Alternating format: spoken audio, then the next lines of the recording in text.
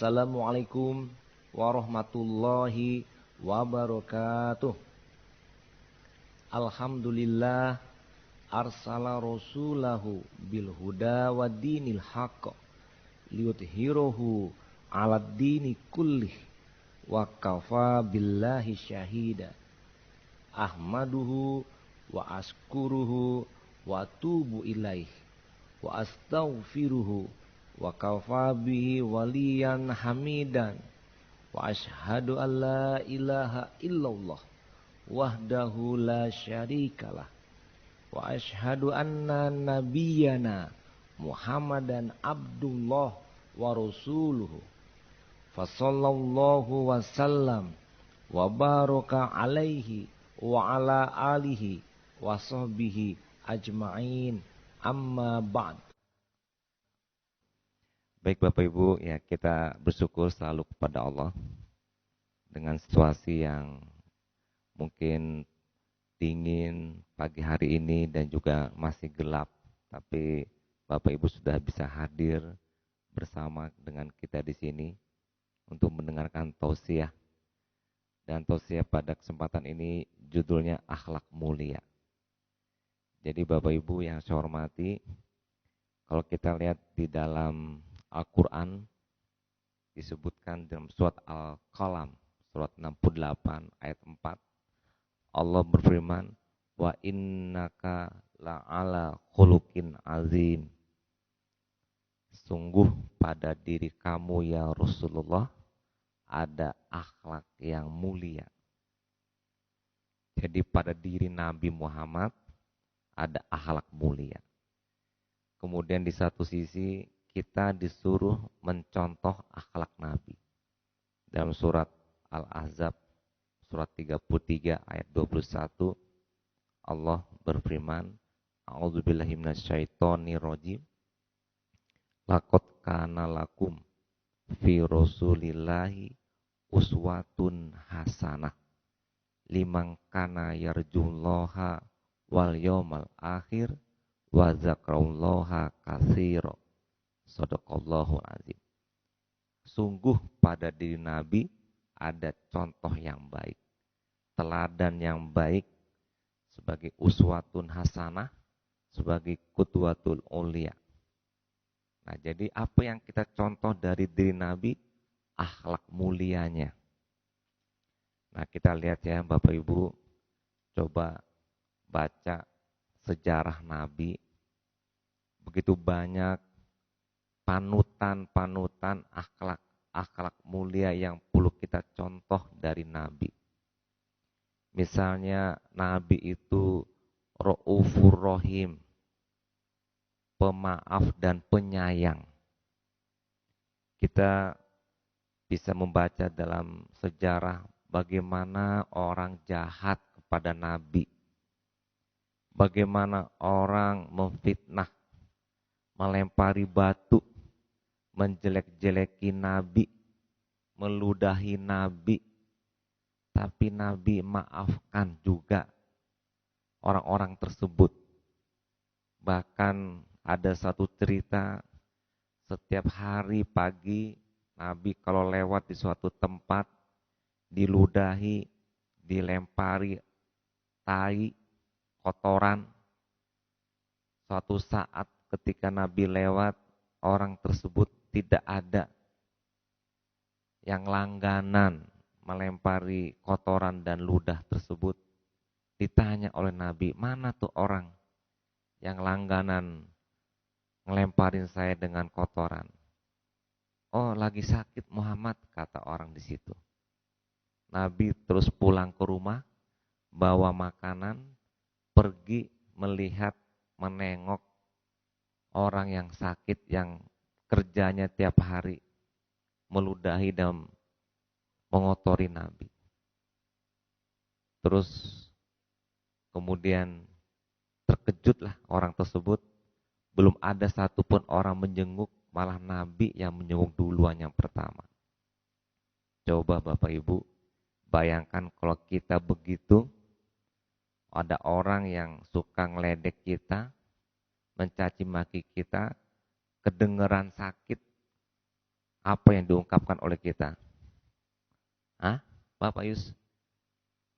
Rasuan lanyo, padian lanyo, bila sakit parah lanyo gitu kan.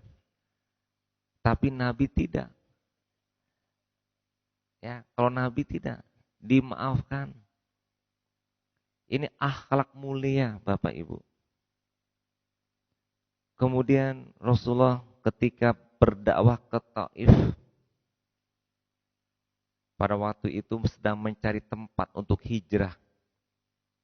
Sesampainya di Taif, bukan disambut oleh senyum dan salam, tapi malah dilempari batu-batu oleh anak-anak, oleh orang-orang tua, ibu-ibu, mengusir Nabi Muhammad Rasulullah SAW dari Taif. Kemudian Nabi sampai berdarah karena batu. Dan akhirnya Nabi kemudian lari ke bukit. Datanglah malaikat. Kata malaikat, ya Rasulullah, aku angkat gunung ini, aku himpitkan kepada mereka semua yang melempari engkau ya Rasulullah. Kata Nabi, jangan malaikat, dia itu hamba-hambaku semua. Mungkin dia begitu karena belum ngerti aja. Dimaafkan oleh Nabi. Begitulah akhlak yang disebut dengan Ra'ufur Rahim dalam Al-Quran. Kemudian kejujuran. Bayangin Bapak Ibu, Nabi itu di Mekah dimusuhi, diboikot, diperangi, diembargo, dipenjara pengikutnya dan sebagainya. Tapi heran, kalau ditanya omongan Nabi benar apa enggak, benar dia. Apa yang dikatakan Nabi jujur enggak? Jujur. Dia enggak bisa melihat dan tidak bisa mengatakan Nabi itu bohong, karena memang Nabi itu enggak pernah bohong. Sehingga pada kebiasaan di sana menitip barang itu dititipkan kepada Nabi Muhammad. Ketika peristiwa hijrah, kita baru tahu ada cerita dalam hijrah itu. Sebelum Rasul pergi hijrah dari Mekah ke Madinah, maka Ali bin Abi Thalib disuruh menunggu rumah Nabi dan memberikan pesan, hai Ali, aku mau hijrah, ini barang ini punya si fulan, barang ini punya si fulan, barang ini punya si fulan, tolong besok pagi dikembalikan kepada mereka semua. Fulan-fulan yang disebut orang musyrik, orang kafir Quraisy, yang dia menitipkan barangnya kepada Nabi. Padahal Nabi pada waktu itu dikejar-kejar oleh para pemuda yang sudah diputuskan oleh pemuda kafir Quraisy untuk dibunuh. Nah, jadi Bapak Ibu, akhlaknya mulia sekali. Walaupun dengan musuh, walaupun dengan siapa, jujur. Enggak pernah bohong. Kalaupun pergi perang, zaman Nabi dulu kan juga ada perangnya. Jujur juga perangnya. Arti perangnya itu tidak curi-curi, tidak ngumpet-ngumpet, tidak pakai tipu-tipu, enggak. Kalau mau perang ditentuin tanggal, waktu, tempatnya, ayo kita perang. Dan langsung dia berhadap-hadapan, jujur. Itulah akhlak Nabi. Akhlak Nabi tidak kepada orang tua, tidak hanya kepada anak-anaknya santun dan baik, tidak hanya kepada orang lain, ternyata kepada binatang juga begitu. Fa idza zabahtum fa ahsinu zibha.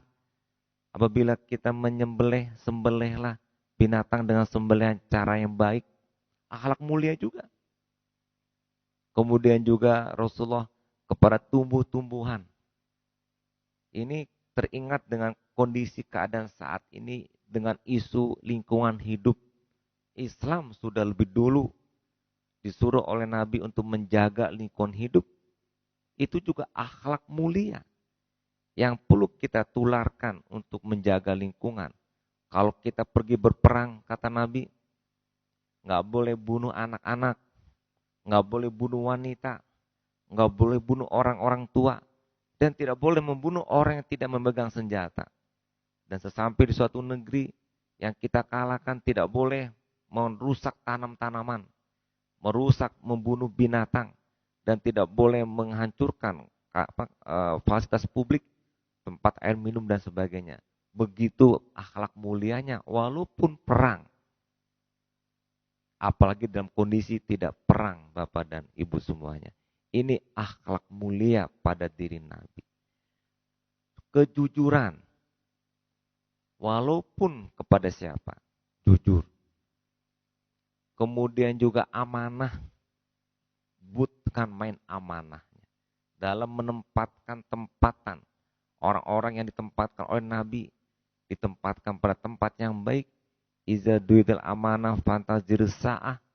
Kalau tidak ditempatkan pada tempat yang baik, maka akan hancur. Rasul pun menempatkan orang pada tempat yang baik. Itu juga amanah sebagai akhlak mulia. Kemudian tidak berbohong. Memang ada cerita, kok Nabi ada berbohong. Tapi setelah ditelusuri ceritanya, sebetulnya bukan berbohong. Tapi untuk mendamaikan orang yang sedang konflik. Ada suatu ketika Nabi sedang berdiri di sini, orang lari di depannya, tergesa-gesa, dan kemudian Rasul tahu ini orang sedang dikejar-kejar. Rasul berbalik ke belakang, kemudian bertanya orang yang mengejarnya, "Ya Muhammad, ada orang lewat depan sini." "Oh, enggak ada," katanya. Memang Rasul sudah berbalik begini, yang depan sini enggak ada, yang ada depan sini. Artinya enggak bohong kan, memang betul. Kalau nanya depan sini betul ada, tapi enggak di sini yang ditanya, yang di baliknya yang ditanya. Begitulah kita lihat akhlak mulianya Nabi Muhammad Rasulullah SAW. Nah, kemudian saya tanya kepada Bapak Ibu, nih Pak Maman, kalau pegawai Bapak disuruh kerja baik, dikerjakan baik, senang enggak Pak Maman? Senang ya. Terus pegawai Bapak jujur dengan Pak Maman, senang nggak Pak Maman?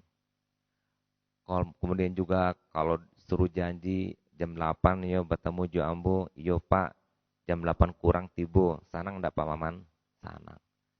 Ini kata hati seorang pimpinan dengan bawahannya.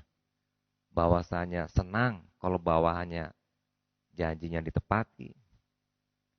Jujur, mengerjakan tugas sesuai dengan amanah. Coba saya tanya, Pak Maman, pegawai apa tidak jujur? Pitih nyuci loknya. Sanang enggak Pak Maman? Enggak sanang. Kemudian ditanya bako telambe kakan tua, jaweknya macet, padahal enggak macet tuh. Nyo bohong, sanang enggak Pak Maman? Enggak sanang. Kalau landak sanang jangan aro orang tadi kok naik pangke. Ya, Pak Yusda, betul kan? Tidak mungkin naik pangke. Karena dia tidak berakhlak mulia. Di sini juga ada Bu Ratna sebagai pimpinan Badan Pemberdayaan Perempuan. Dipanggil anggotanya. Tolong kerjakan ini itu. Ya Bu, besok ya sampaikan laporannya jam 9 pagi. Ternyata nggak dikasih. Ibu Ratna senang nggak Bu? Nggak senang. Nggak jujur, tidak amanah, berkata bohong, kemudian juga mencilok tadi, ya kan? Banyak yang tidak berakhlak mulia, pasti orang gak suka. Tapi kalau ditanya kepada diri yang bersangkutan, juga sama gak suka juga. Orang pegawai kita tidak jujur, berkata bohong kepada atasan, atasan gak suka. Tapi pegawai yang tidak jujur tadi, pegawai yang bohong tadi itu, suka gak dia dengan bohong? Suka nggak dia dengan tidak jujur? Ini pegawai nih suka bohong, ya pegawai suka bohong. Ketika dia dibohongi oleh temannya, marah nggak dia? Marah kan? Berarti apa itu? Berarti perbuatan bohong itu memang nggak disukai oleh semua orang. Oleh orang pembohong pun nggak disukai. Sama juga pencuri, kerajunya mencuri. Coba kalau piti diambil orang, pasti berangnya. Karena apa? Karena dia tidak suka dicuri. Karena perbuatan bukan perbuatan mulia. Nah, jadi Bapak Ibu yang saya hormati, berakhlak mulia itu suatu tuntutan hati nurani kita sendiri. Yang kebetulan Allah menegaskan, Rasul menegaskan dalam aturan-aturan yang ada di Quran dan ada di hadis. Sebetulnya akhlak mulia itu tanpa ada Quran, tanpa hadis, kita pun mau begitu.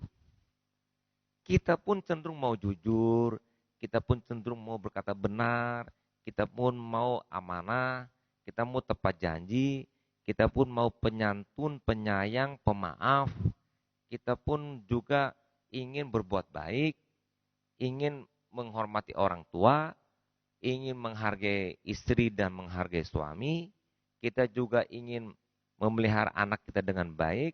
Itu semuanya keinginan hati nurani tanpa disuruh pun kita akan kerjakan karena ini tuntutan hati nurani, tuntutan fitrah manusia. Nah, terlebih lagi Al-Quran menyuruh, Rasulullah menyuruh, kloplah sudah bahwa akhlak mulia menjadi ibadah buat kita. Nah, oleh karena itu Bapak Ibu yang saya hormati, dalam hadis Nabi disebutkan dari An Mu'adz bin Jabal radhiyallahu an Rasulillah sallallahu alaihi wasallam qala ittaqillaha aitsumma kunta wadbi'is sayyi'atal hasanata tamhuha wa khaliqin nasa bi khulqin hasanin. Artinya dari hadis yang diriwayatkan oleh Mu'adz bin Jabal, ya, kemudian menerangkan tentang berbuatlah yang baik.